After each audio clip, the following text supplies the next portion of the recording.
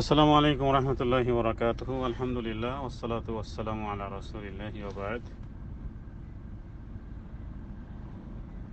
সিরাজুল ইসলাম ভাই একটি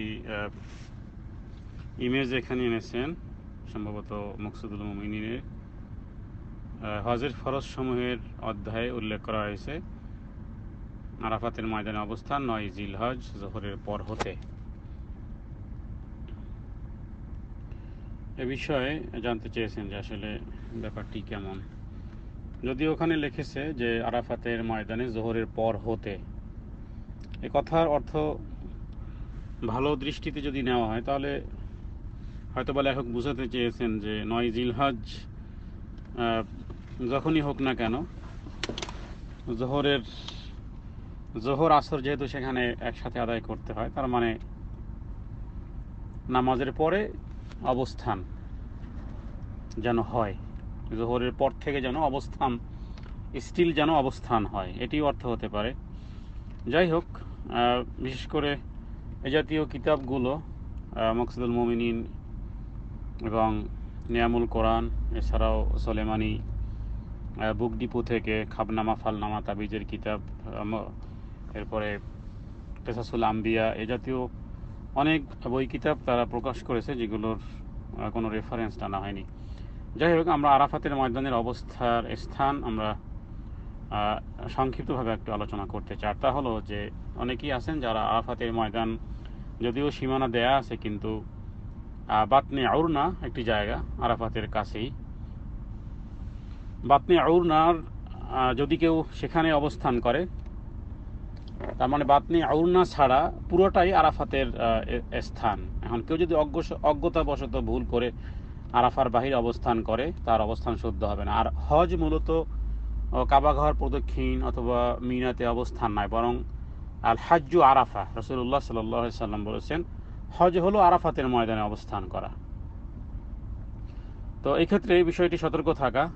অনেকে যারা একেবারে প্রাথমিক পর্যায়ে যায়, তারা আল্লাহর ঘর দেখাটাকেই মনে করে এটাই মনে হয় হজ, কিন্তু দিনের কনসেপ্ট থাকতে হবে যে আসলে হজ কোনটি। মূলত আল হাজ্জু আরাফা, আরাফাতে ময়দানে অবস্থানই হলো হজ।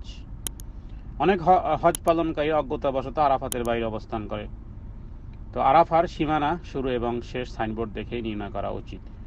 আচ্ছা, 9 জিলহজ সূর্য পশ্চিম আকাশে ঢলে পড়ার পর থেকে 10 জিলহজ শবে সাদিকের উদয় হওয়ার পূর্ব মুহূর্ত, এই সময়ের মধ্যে কেউ যদি আরাফাতের ময়দানে অবস্থান করতে পারে, সে যেন হজ পেয়ে গেল। তার মানে চন্দ্রমাসের হিসাব অনুযায়ী মাগরিবের পর আরেকটি দিনের সূচনা হয়, কিন্তু আল্লাহ তাআলা এই 9 জিলহজের যেই দিন, তার পূর্বের রাতকেও দিয়েছেন, পরের রাতকেও দিয়েছেন। এই জন্য ওলামায়ে কেরামগণ বলেন যে পরের রাত্রের মধ্যেও কেউ যদি এসে, হয়তোবা কারো বিমান ডিলে, অথবা কেউ গাধা খচ্চর ঘোড়া বা বিভিন্ন যানবাহন, পূর্বেকার যে অবস্থাটা ছিল, এখন হয়তোবা ফ্লাইট ডিলে হয় অথবা ফ্লাইট মিস, যেভাবে হোক না কেন, এই সময়ের মধ্যে যদি কেউ আরাফার ময়দানে অবস্থান করতে পারে, তাহলে সে যেন হজ পেয়ে গেল। আর এর মধ্যে যদি না আসতে পারে, যেন বলা হয় যে 2টি রাতকে, এই 9 জিলহজের দিনকে 2টি রাত দিয়ে দেওয়া হয়েছে।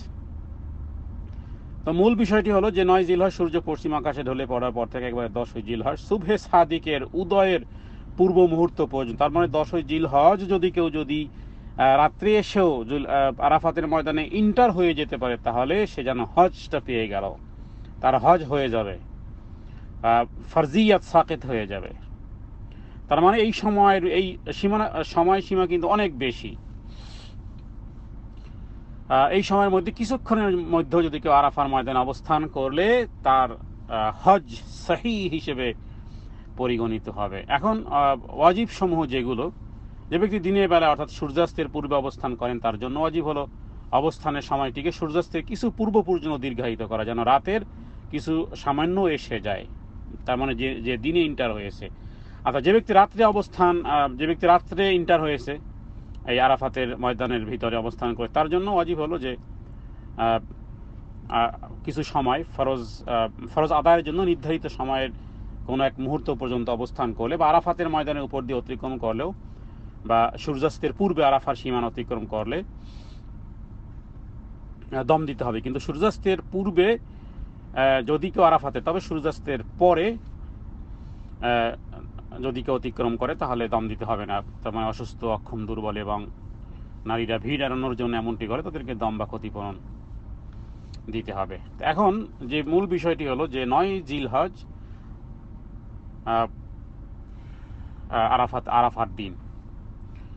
তো এই সাথে আরেকটু কথা বলা ভালো যে আরাফাতের ময়দানে অবস্থানের যে সুন্নাত সমূহ, রাসূলুল্লাহ সাল্লাল্লাহু আলাইহি ওয়াসাল্লাম কারো হয়তো বা কাজে লাগতে পারে, কারণ সেখানে প্রচণ্ড মানুষের ভিড় এবং যতগুলো ওয়াশরুম সেখানে ব্যবস্থাপনা করা হয়েছে। আসলে সুন্নাতটা কি? রাসূলুল্লাহ সাল্লাল্লাহু আলাইহি ওয়াসাল্লাম যে হজ করেছিলেন জীবনে একবার, 4 বার ওমরা, তার ওই দিনের আমলগুলো ওলামায়ে কেরামগণ এত সুন্দর করে বর্ণনা করেছেন, এগুলো জানলে মানুষের তখন তার জন্য আরও পরিপূর্ণ হজের ক্ষেত্রে সহায়ক ভূমিকা পালন করবে। যেমন এই দিন রাসূলুল্লাহ সাল্লাল্লাহু আলাইহি ওয়াসাল্লাম তার অজু যদি কেউ দেখতো, হাদিসের মধ্যে রয়েছে, সেদিন খুব সংক্ষিপ্তভাবে তিনি অজু করেছেন।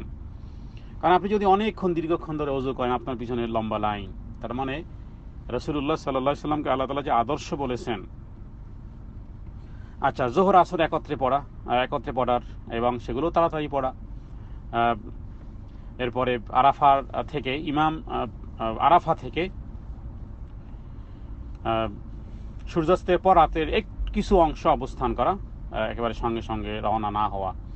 তো এগুলো হলো যেগুলো মুস্তাহাব, যেমন খুব তাসবিহ, তাজকির বা তাকবীর বা জিকির, কোরআন তেলাওয়াত, দুরুদ অধিক হারে এগুলো করা, দোয়া কবুলের দিনে দিন। আল্লাহ তাআলা এই 2 নামাজকে কসর করার উদ্দেশ্য যে যাতে করে এটি দোয়া কবুলের দিন, এবং আল্লাহ তাআলা এই দিন অনেক মানুষকে জাহান্নাম থেকে মুক্তি দিয়ে থাকেন। খুব অনুনয় বিনয় কাকুতি মিনতি সহকারে দোয়া করা, কান্নাকাটি করা, ইস্তেগফার করা, এবং মসজিদে নামিরা যেখানে সেখানে কাছাকাছি থাকা, কারণ রাসূলুল্লাহ সাল্লাল্লাহু আলাইহি ওয়াসাল্লাম যেখানে দাঁড়িয়ে খুতবা দিয়েছিলেন, সূর্য পশ্চিম আকাশে ঢলে পড়ার পূর্ব পর্যন্ত অবস্থানের প্রস্তুতি নেওয়া, অবস্থানে নিয়াত করা, দাঁড়িয়ে অবস্থান করা, অসুস্থ হয়ে গেলে, ক্লান্ত হয়ে গেলে বসে পড়া, বসে অবস্থান করা। তো রাসূলুল্লাহ সাল্লাল্লাহু আলাইহি ওয়াসাল্লামের জন্য এদিন কোনো তাঁবু টানানো হয়নি। যদি কেউ অসুস্থ হয়ে পড়ার আশঙ্কা থাকে তাহলে তাঁবুর মধ্যে অবস্থান করা। আচ্ছা, উভয়ে দোয়ার সময় উভয় হাত আকাশের দিকে তোলা, দোয়ার শুরুতে এবং শেষে রাসূলুল্লাহ সাল্লাল্লাহু আলাইহি ওয়াসাল্লামের উপর দুরূদ পাঠ করা, আল্লাহ তাআলা হামদ এবং সানা পাঠ করা। তো মোটামুটি এই বিষয়গুলো আলোচনা করলাম এই কারণে যে হতে পারে এর মধ্যে 2-1টি বিষয় কাজে লাগতে পারে।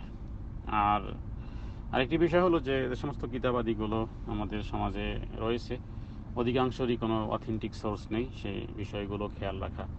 হজের বই পেলাম আর অমনে বগলে করে মক্কায় রওনা দিলাম, আর সেগুলো পড়ে পড়ে বেদাতি আমল না করার থেকে বরং হজ করার আগে অবশ্যই জানা, কারণ রাসূলুল্লাহ সাল্লাল্লাহু আলাইহি ওয়াসাল্লাম নির্দেশই করেছেন খুযু আন্নী মানাসিকাকুম। তো এই জন্য জানতে হবে যে আল্লাহ তাআলা আমাদেরকে সকলকেই এই হজ পালন করার তৌফিক দান করুক। আল্লাহ তাআলা যাদেরকে হজ পালন করার তৌফিক দান করেছেন, অন্ততপক্ষে আরাফাতের দিনের খায়র বরকত লাভ করার জন্য আরাফাতের দিন রোজা রাখার তৌফিক দান করুক। সাল্লাল্লাহু আলা সাইয়্যিদিনা মুহাম্মাদিন।